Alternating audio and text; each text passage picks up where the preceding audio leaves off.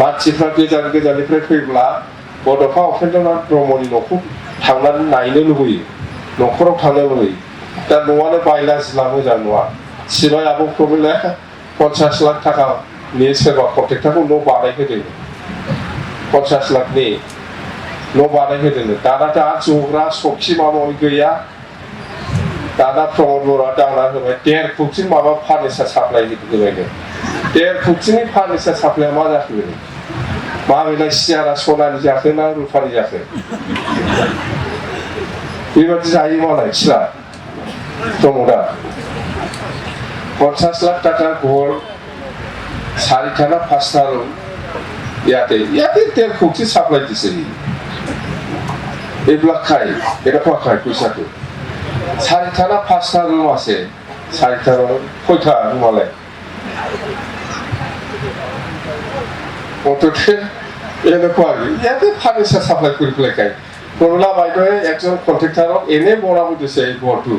চৰকাৰৰ কিমান নহয়, পইচা নহয়। এজন কন্ট্ৰেক্টৰক কৈ পেলাই 40-50 লাখৰ ঘৰ বনাব দিছে, বনাইছে।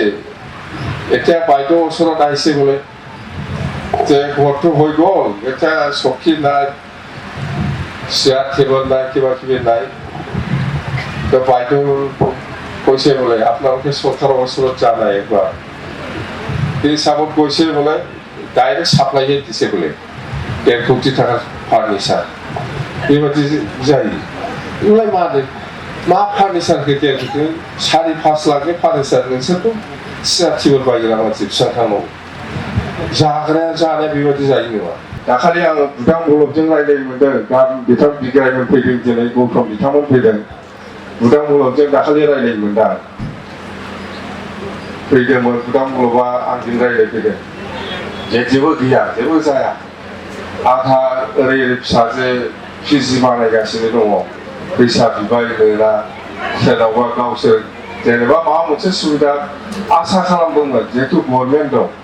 बुदां बलबा निस्सय आसा खालामदोंमोन आङो आंनि फिसाजो बा आंनि फिसालाखौ मोजां लेखा फोरोंनो हाथों, बा लेखा फोरोंखांनानै आं साख्रि मोनाब्लाबो माबा मोनसे गभर्नमेन्टनि सहाय लानानै खामानि मावनानै मोनजागोन नामा, बेबायदि मोनसे आसा खालामनानै थांदों। बिदिनो जेबो गैया जाहैदों।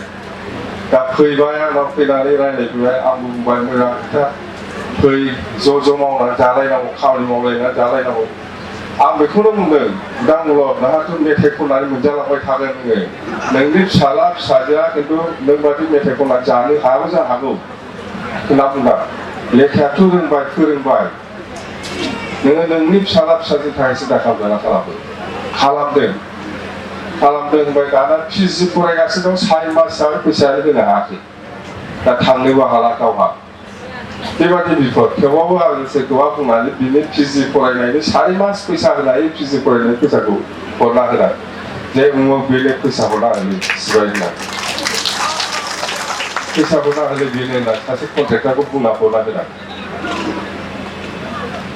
बेबायदि जादों। दा ओंखायनो जोङो माबेखौ बांसिन नोजोर होनो? स्कुल कलेज लामा दालां बानायनायाबो थागोन, बेखौ बाद होनाय नङा जोङो। खिन्थु बांसिन नोजोर होगोन नैबे सेंग्रा सिख्लाफोर। दा गामियाव बिराद बेखारफोर दङ। जों सानदों साफ्रोमबोथ' साख्रि मोनखाया, बे बादो सोरबाया मोनगोन सोरबाया मोना। खिन्थु बे मोनै मानसिफ्राबो जाहाथे थांनानै थानायनि थाखाय लामा मोनो, मावनानै जानायनि थाखाय सुबिदा मोनो, बेनि थाखाय जोङो माखासे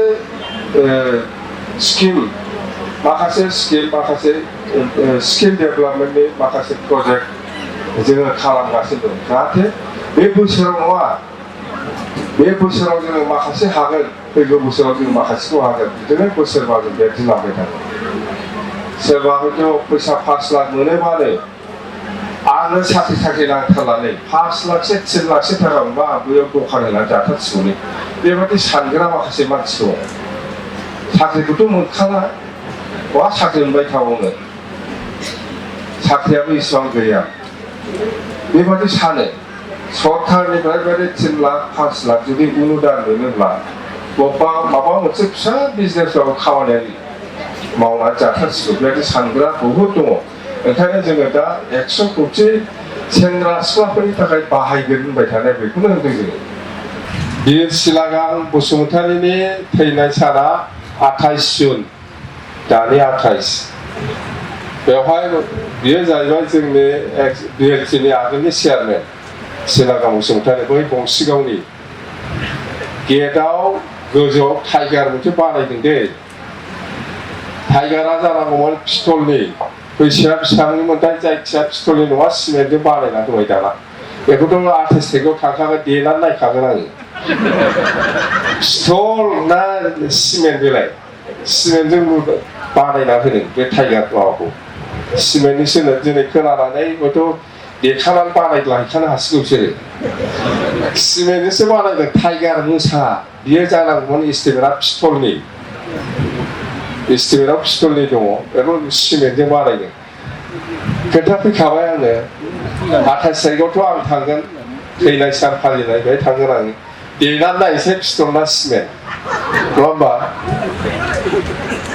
बेबायदि जायो फैसाखौ पिस्तलनि बानायनांगौआ सिमेन्टजों लुना होबाय दाना बेबायदिनो जायो गेस्ट हाउस जोङो 3 कौटिनि गेस्ट हाउस बानायदों 15 कौटिनि रिपेयारिं खालामदों बेबायदिसो जायो दा फैसाखौ मालाय 3 कौटिनि न' बानायनायाव 15 कौटिनि रिपेयारिं खालामदों मिथिबाय मा खालामखो 15 कौटिनि रिपेयारिं जोंथ' मिथिजोबखानानै दङ सानमायखा होदों बेटारि सानमायखाजों गगोन नोङो 2 मास उनावदि जों फैगासिनो दंखायो बे न'आ नोंना इथायाथ' सोलायखानांगौ बिराद मोजां इथा जानांगौ 1 नाम्बार जाखानांगोन मोजां इथा जाखानांगोन देफुनानै गोदान लुखाथारनांगौ रिपेयारिं नालाय माथो बेनि सायाव नोङो बे सिमेन्टखौ ओरै रंखौ ओरै फुखुमानानै सानमायखा लगायबा जागोन सानमायखा लगायगासिनो दंनो दा सिलिगुरि गेस्ट हाउसआ 15 कौटिनि रिपेयारिं एसिया गोदान होजोबनांगौ एसिखौ रिपेयार खालामनानै लगायदों स्टाफासो जोंनिजों खोथा होखाजोबो जोंनो नङा माखौ थगायना जादों ओइ फुराना एसिया माबोरै जोंथ' सोंगोन एसि टु नতুन लगाबो লাগে एस्टिमेट मथे नতুन দেয়ালাই পুরানা এসি টু রিপেয়ারিং করে ফেলাই দিছে এতে আমি তো জান পুরানা এসি টু জব আমার পিডব্লিউডি জমা দিব লাগে पुरानाखौ नाङा होमबा गोदान लगायबाय नालाय पुरानाखौसो मोननांगौ बिटिसिआ पुरानाखौ नागिरनोसै जों दाना माबोरै पुरानाया बहा थांखो एस्टिमेटआवथ' गोदानसोब्रा गोदान लगायाबालानो पुरानाखौ लगायबाय नालाय दाना जोङो डिपार्टमेन्टनि पुरानाखौ दाना पिडब्लिउडिनि इन्जिनियारफ्रा पुराना लहाफोरखौ लाना फैया बे दालां सालां बानायबा बेबादिनोब्रा जोंनाबो डिपार्टमेन्ट दं पिडब्लिउडि जाओ पुराना एसि टू लेखायाव ऑक्शन देगा पास बिमुंथि पुराना एसिखौ लाबोदो जा ऑक्शन होनांगौ बहा बोरै पुराना एसिया दाना नागिरै मोना बहा खम जानलायबाय जागोन सानमायखा लगायगासिनो दङ दा सानमायखा बारग'गोन बियो सानमायखाजों फैगासिनो दङ नोंसोर आरो जानाया बेबायदि जायो नामा 3 कौटिनि न' बानायदों जोंहा बेखौ 12 कौटि 15 कौटिनि रिपेयारिं खालामो गाजोलफ्रा सनानि जानांगोन सखिफ्रा सनानि जानांगोन अब्लासो मिलायहैयो 15 कौटिया बे गाजोल बे माबा माबि थोरसिफ्रा कापफ्रा प्लेटफ्रा सना रुफानि जाग्ला जोबनांगोनलै होमबासो 15 कौटिया मिलायहैयो